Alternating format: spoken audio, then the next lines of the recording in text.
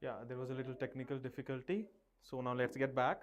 So I welcome you all at Sri Chaitanya Academy, where we are discussing the transition course. Earlier, you have been met with the physics course for today. Now we are going to talk about chemistry. So in chemistry,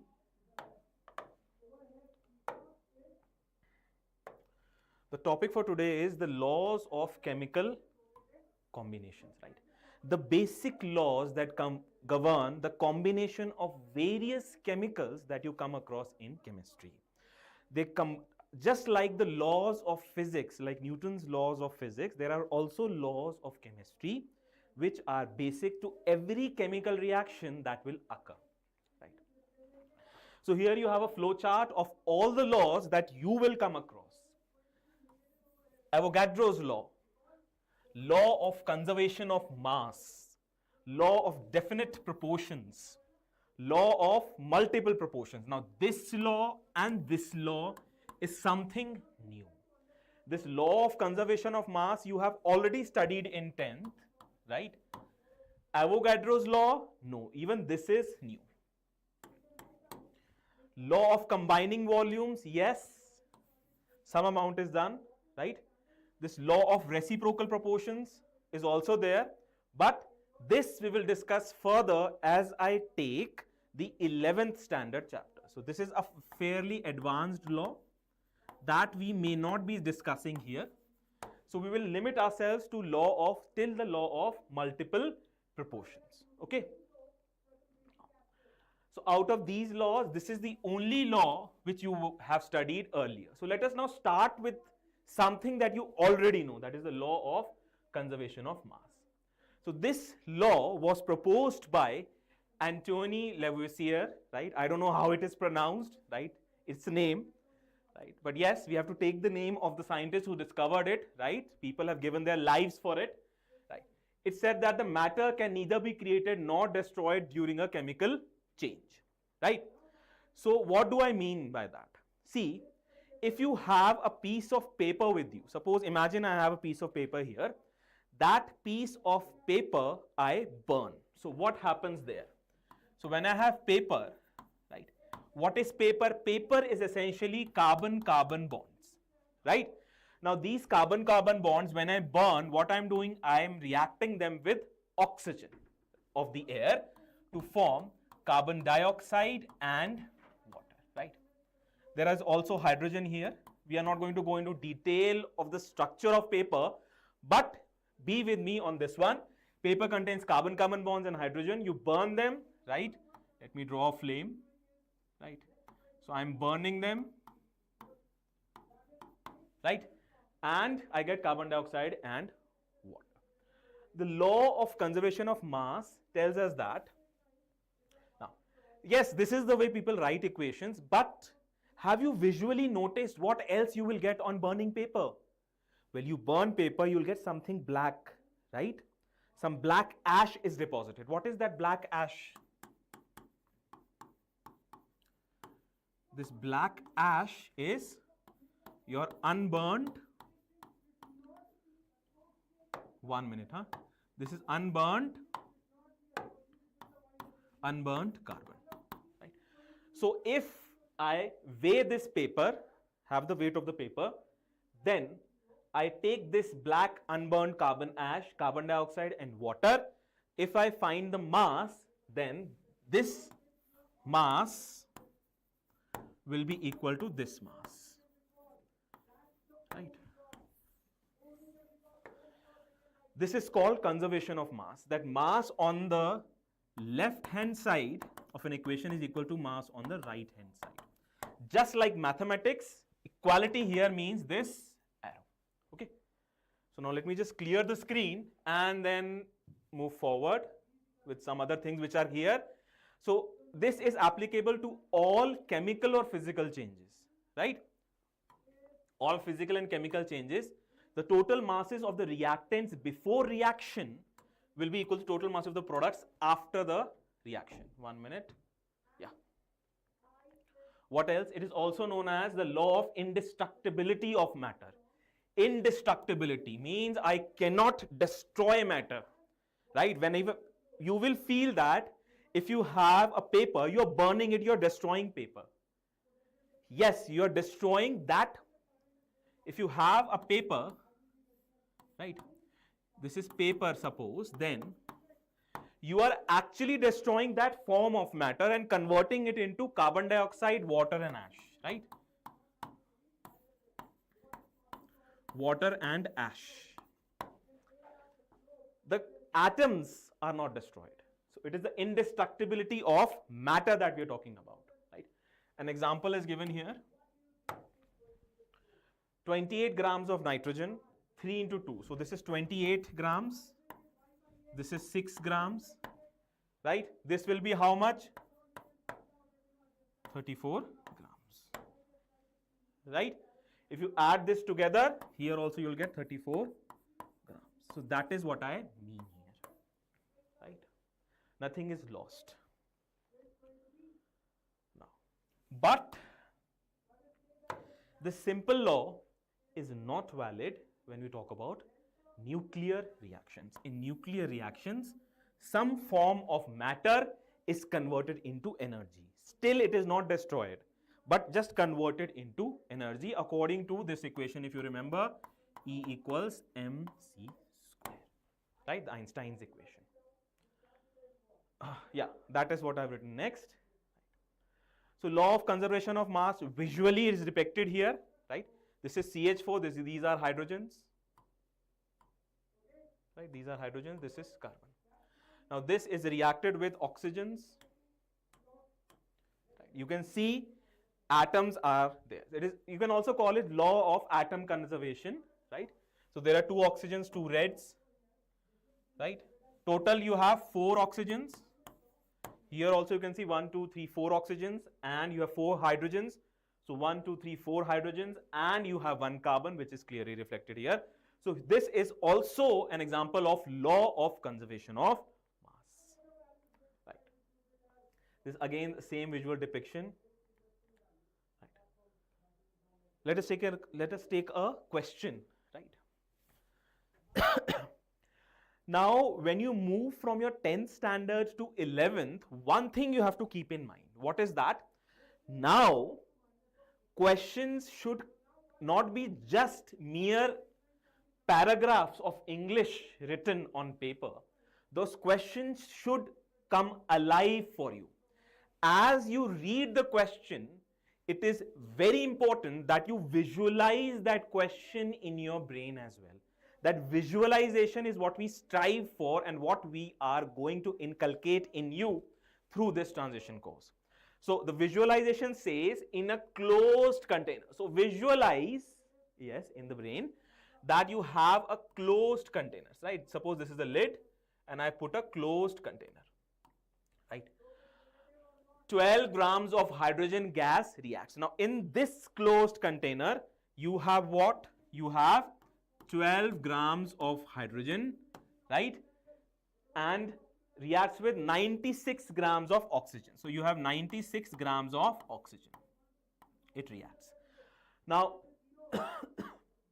to form water vapor, we know this. It's a very famous reaction, right? You have hydrogen, right? And you have half of oxygen giving you what at the end? H2O, right? H2O, right? So, yeah, so this complete reaction is happening inside this closed container. There is a lid on it.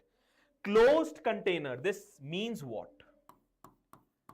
You have to be able to do what? You have to be able to translate what is written and also understand the hidden meaning of what is not written. Closed container means matter cannot escape. Matter cannot escape nor can be added. Right. Without, of course, if you open the lid, it can be added, but as long as it is closed, you cannot add in water or any hydrogen or oxygen gas from outside. That is what they mean by closed container, right? After the reaction is complete, later, some of the water vapor condenses. So, Water vapor, as the temperature cools down, it condenses into liquid water, and 18 grams of liquid water is removed from the container. Now the lid is opened, or simply I can put a tap here and 18 grams of water I am removing from here. Right. According to the law of conservation of mass, what will be the new mass of the contents inside the container after removing the liquid? So if this visualization is clear to you, that you have a container where H2 and O2 is taken, they are reacted to form water, right? Now, so let us stop it here. 12 grams of H2, 96 grams of oxygen, right? They are reacted to form water. So, so here it is telling you that it is completely reacted, okay? So if it is completely reacted, so you have 12 grams of hydrogen. For now, let us not consider, there is another concept of limiting reagent, but I don't want to introduce that. We will introduce it earlier, but just think that this complete reacts.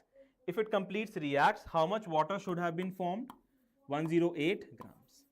There is another hidden concept here, right?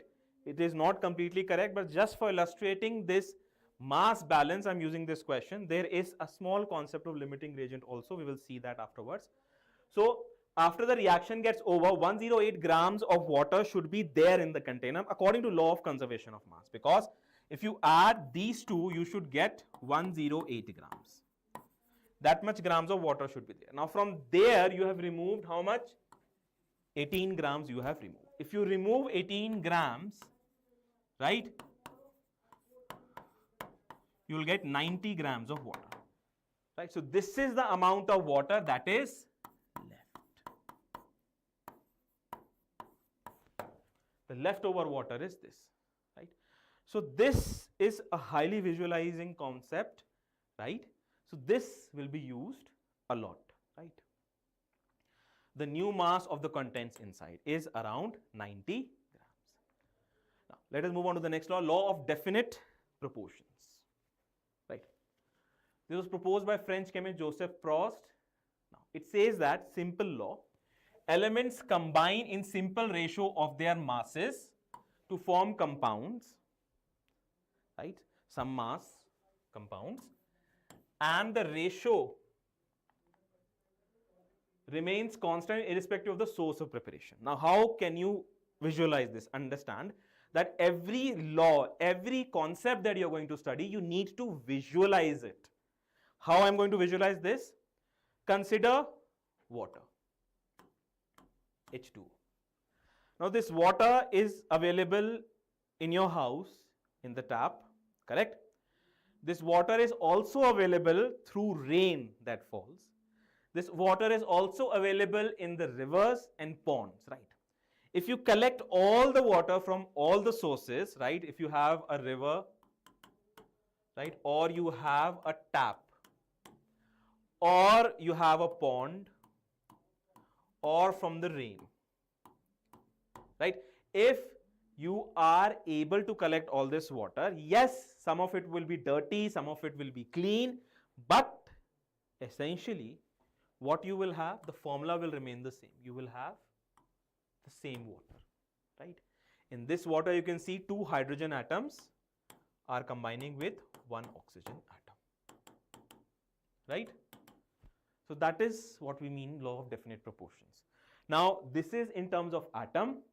If I convert this into mass, means what? 2 hydrogen atom mass is 2 grams.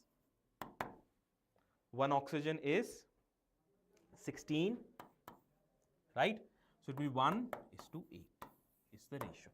This ratio of by mass of hydrogen and oxygen will remain the same. Doesn't matter you take water from any place, river, tap, pond or rain. Right? That is what essentially means the law of definite proportions. Let's not mug up definitions, let's not memorize definitions, but understand what the definitions actually mean. Right? So elements combine in simple ratio of their masses to form compounds, right? Compound, the ratio remains constant irrespective of the source of preparation. Either if you prepare water, right, or you get water, right? No matter how you prepare it, it will be the same, right? This is just another example. You can see water example is here. Let me erase even the slide, right? You can see here. Similarly, you have carbon and oxygen, right? This is what? This is an example of carbon dioxide. 3:8. There is a limitation here. The law of conservation mass also had a limitation. Here the limitation is that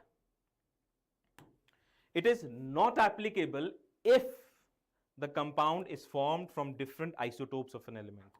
Yes.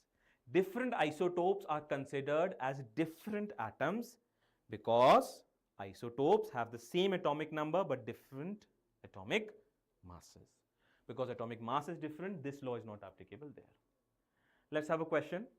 3 grams of an element A, right? 3 grams of an element A, there is an element A, right? So let us write down everything. You should write down. So you have an element A and you have 3 grams of that element combined with 8 grams of element B. So you have now element B, 8 grams of element B to form a compound X. They form a compound X, right? So the definite proportion is by mass. So what you have to do is, the first thing that you should do is take the ratio of this. How do you take the ratio? Simply, you divide this like this, 3/8, or you can write the ratio as 3:8, right? So this is your ratio for compound X. Now another compound is there, right? 4.5 grams of element A. In that compound, right? Let me just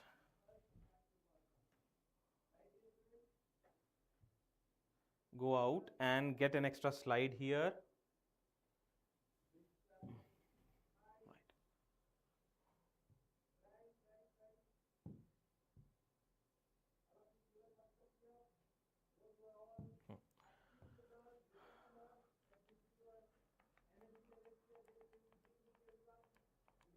Right.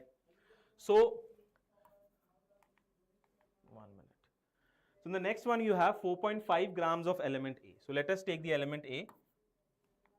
1 minute, let me just take the pen. Right. So, now you have the element A, 4.5 grams, and the element B is 12 grams. So, if I take A by B, yes, the ratio, so 4.5 by 12. This can be written as 45 by 120, right? This decimal can move down. Now, if you just cut it, right, let us cut it. So, 5 9 times gives you 45, and 5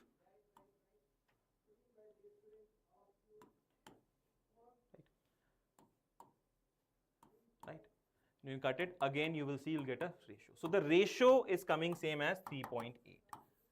So means ratio is coming same means definite proportions. So this follows the law of definite proportions, right? Now, there's one more example. This you can try at home, right? I'll be moving on to the next law. Proposed by John Dalton. Right, this is the law of multiple proportions. If two elements chemically combine to give 2 or more compounds. Now this is little bit tricky. Let us understand. Here you have 2 elements. There are 2 elements, right? Suppose those 2 elements are, let me see what example I have taken. Okay.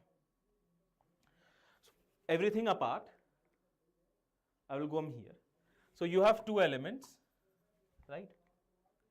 Chemically combine, these elements combine to give 2 or more compounds, right? So 2 elements combine to give 2 or more, right? The thing is, the element should combine to give more than one compound, then only this law can be applied. So now you have carbon dioxide and you have carbon monoxide. So this line is, I think, clear. Weight of one element combining. So now weight of one element. So now you have two elements, they combine to give you two compounds. Now you have to fix your brain on weight of one element. Combining with fixed weight of the other element, combining with fixed weight. Remember, it is fixed weight of the other element is in the simple ratio of whole numbers. I'll repeat again. Weight of one element combining with fixed weight of the other element. Remember, weight of one element combining with fixed weight of the other element. So weight of one element. Let us fix that one element first.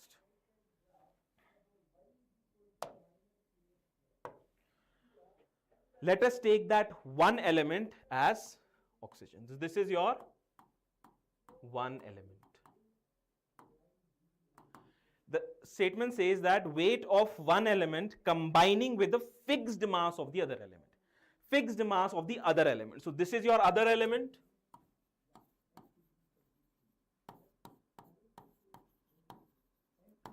Right. Now, one element, no problem. Fixed mass of the other element. So this should have a fixed mass. Here the fixed mass means it should have the same mass in both the compounds. Right? Let us check whether here I get the same mass. Remember, I'm talking about the element. So let us recap. You take one element and then you take the other element and you fix the mass of the other element. That is what I mean to say.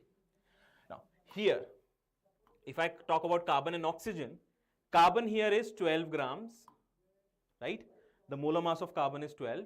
Oxygen, two atoms are there, so it is one atom of oxygen weighs 6, not one atom, one mole atom of oxygen weighs 16 grams, right? So there are two, so this will be 32 grams, right? 16 to 2. Here again you have 12 grams, oxygen is 16 grams. So is the mass of other atom or element fixed? Yes, it is fixed. So what you have to do is, next take the ratio of masses of this element, one element. So this is 32 by 16. You know that. How do you get it? It is 2 by 1, right? So 2 ratio 1 is the ratio. And this ratio which comes, now this ratio should be simple whole number. There should not be a decimal. So when I say that there should be simple whole number, I mean there should not be decimal. So no decimal point should be there. Decimal point or irrational numbers, right? So I think the definition is now clear by giving you an example, right? So let us take another example, right? So you have other element. So always fix one element. To analyze this law, fix one element, then look at the other element, and the other element's mass should be fixed in all the compounds. Then you come back to the one element and get the ratio of its masses. This will be more clear here. Now again you have two elements. Fix the one element that you are going to take, whose ratio you are going to take. This is your one element, right? One element. Other element is this again.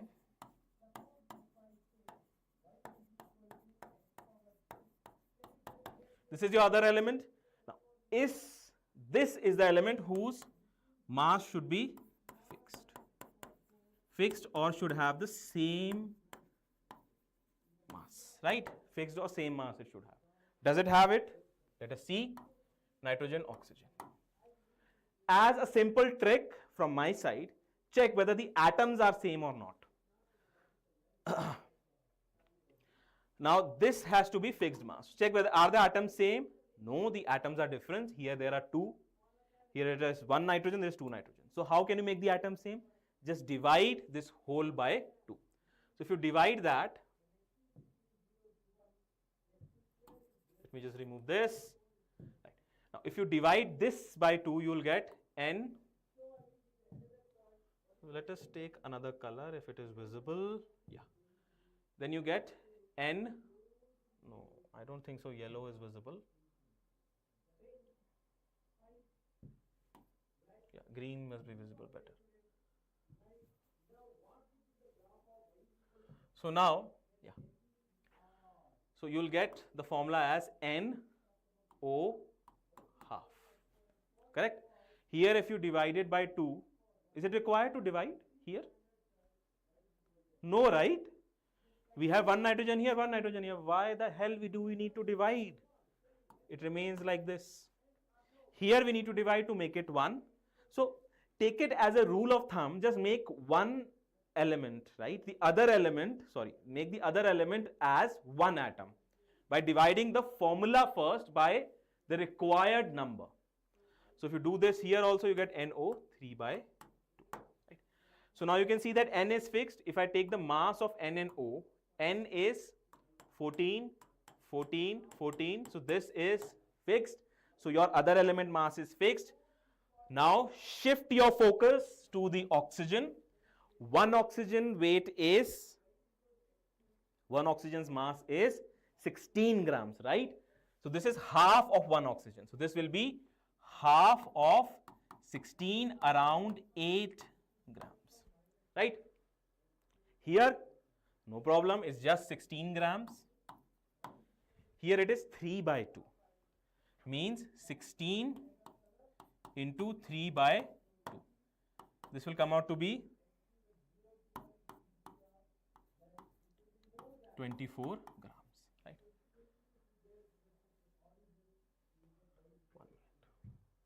24 grams. Now, what is left? Left is to take the ratio of these three. Let us do that.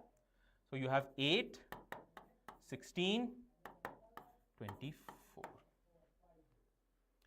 So, if you divide, see, the best way to simplify a ratio is to identify the least number. Here the least number is 8, right? Divide all the numbers by the least number. The least number is 8. If you divide this by 8, 8, 8. What you are going to get here? This becomes 1, this becomes 2, this becomes 3. So the ratio is 1:2:3, right?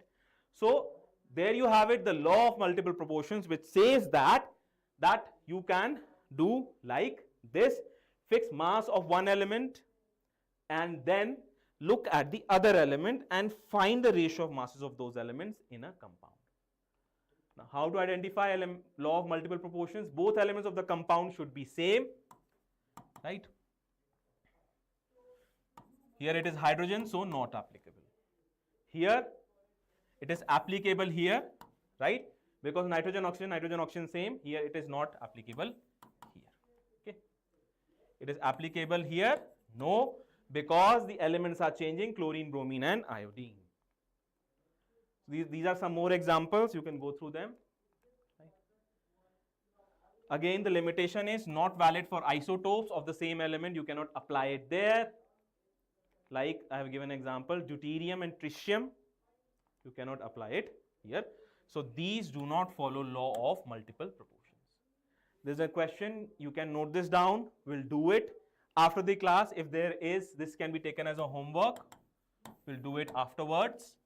Let me now get to an important law, which is, okay,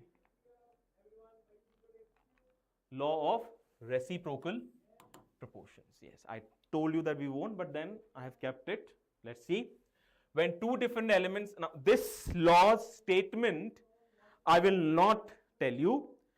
After I discuss the explanation, you will be able to frame that statement in your mind itself. That is the power of application-based learning or imaginative learning that we need to do. Understand that imagination does not mean that you're looking at a screen and some visual is coming nowadays because of the YouTube era and the online AI era, you're looking at all animations. No, those animations should not happen on the screen. They should happen in your brain. If those animations are happening in your brain as you are studying, then my aim is complete and your study will also be complete along with it. So law of reciprocal proportions requires 3 elements. Okay, these are those 3 elements, right? So when 2 different elements combine separately with the same weight of a third element. So to do this, I will make a triangle. Okay, for this law,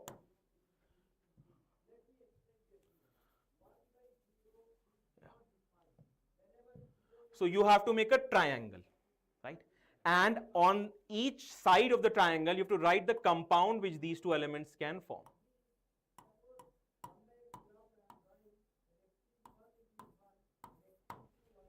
Right now.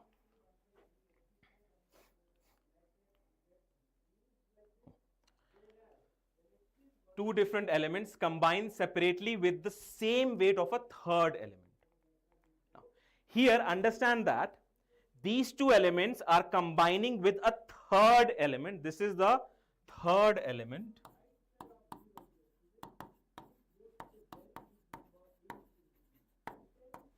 Right? And fixed weight, again that fixed weight. Fixed weight means the same weight. Here if you see, carbon weight is 12 grams. Here also carbon, 1 carbon atom only, so it is again 12 grams. So weight is fixed. Right? So this is done. The ratio in which they do so. Now, the ratio in which they do, which means the combining elements. So H2 and O2. Sulfur, 1 sulfur is 32 grams. So H2 means 2 into 32 becomes 64 grams. Oxygen, again O2 means 32 grams. Now you take ratio of this, 64 by 32 comes out to be 2 by 1. Now this is the ratio. Now this ratio is equals to, now this 1 by 2 ratio, 2 by 1, right?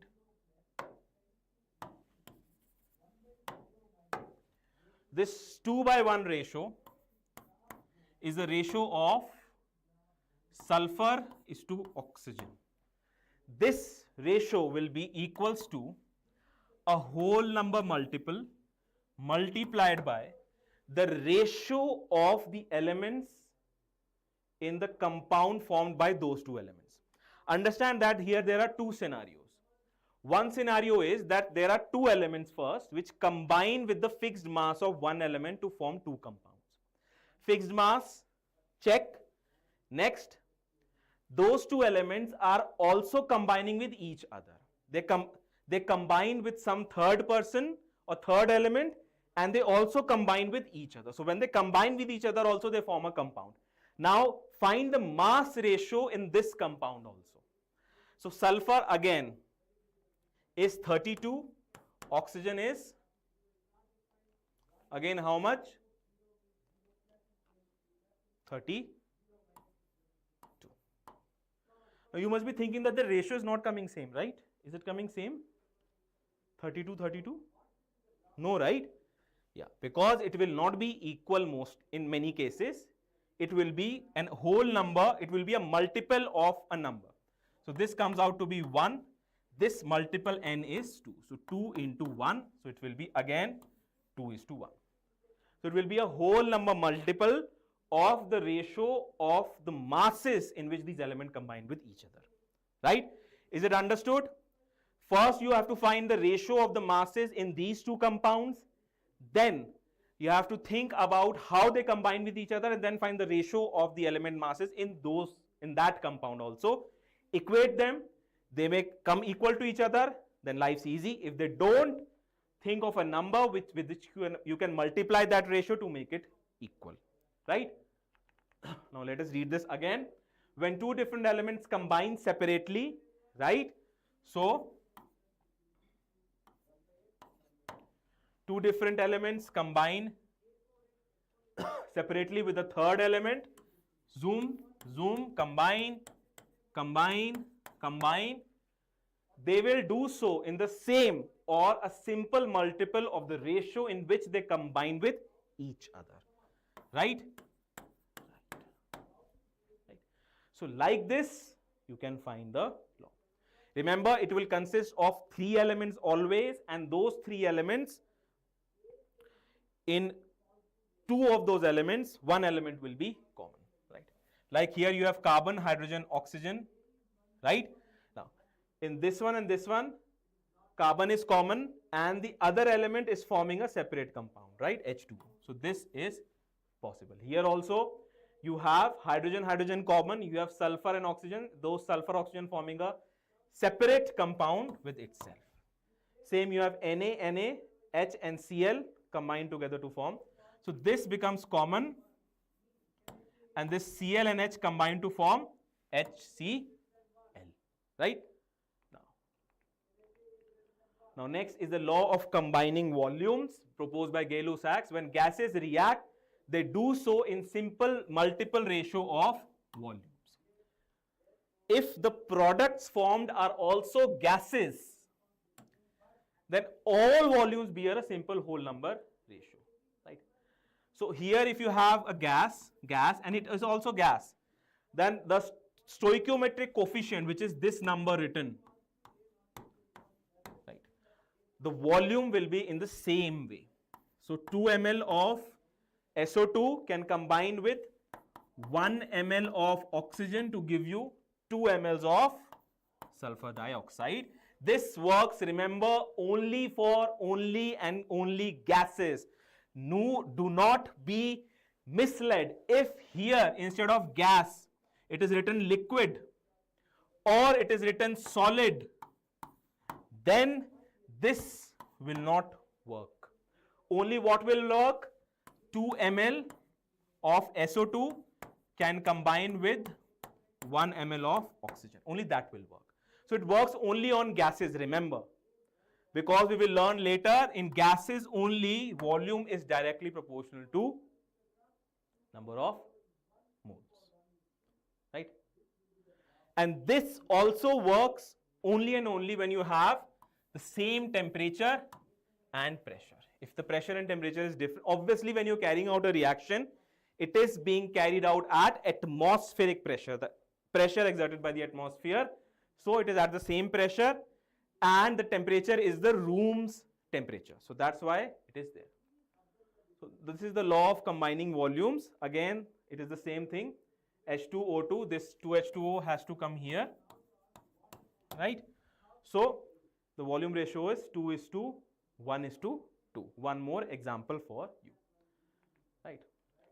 This you can take it as a homework. Let us move forward, right, with the next law. Right? It's simple.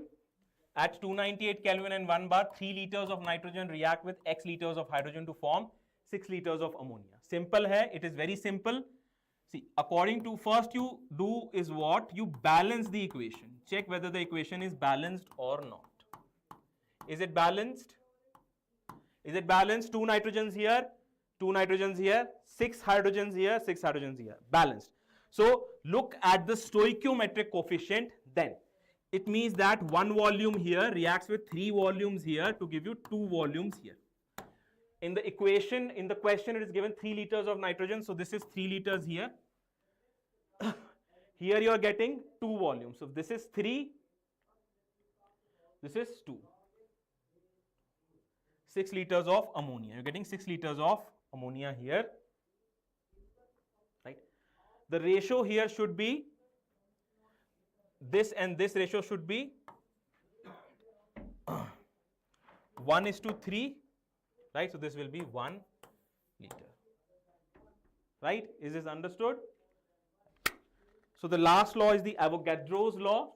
It is again under the same conditions of temperature and pressure. Equal volumes of all gases contain equal number of molecules. Right? If the temperature and the atmospheric pressure is same, then if you have equal volume, suppose I have 3 liters of oxygen, 3 liters of hydrogen and 3 liters of ammonia gas in 3 separate containers, all of them will have the same number of molecules of these gases. Remember, the molecules are same, number of atoms will not be same.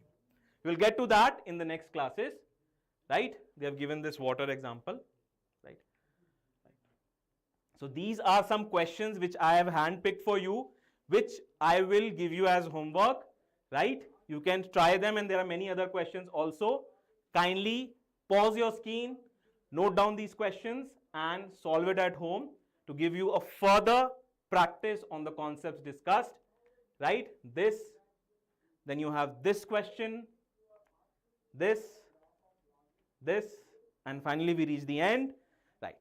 See, there are many questions here and there will be many more questions. So where can you reach me? Where can you get more questions as assignments and furthermore updates from us at Sri Chaitanya Academy? At our Telegram channel. So please scan this out, right? And be connected with us at Sri Chaitanya Academy. Further, if you want to receive personalized updates and want to sign up for our future programs and even for our program, please fill in this Google form. This is very important. Don't ignore this. Fill this Google form so that we can get to know you better to give you what you actually need. So I end this session at this point with these two scan codes, the Telegram channel and the Google form. Please fill this up till we meet again in the next Sri Chaitanya Academy session of this transition course.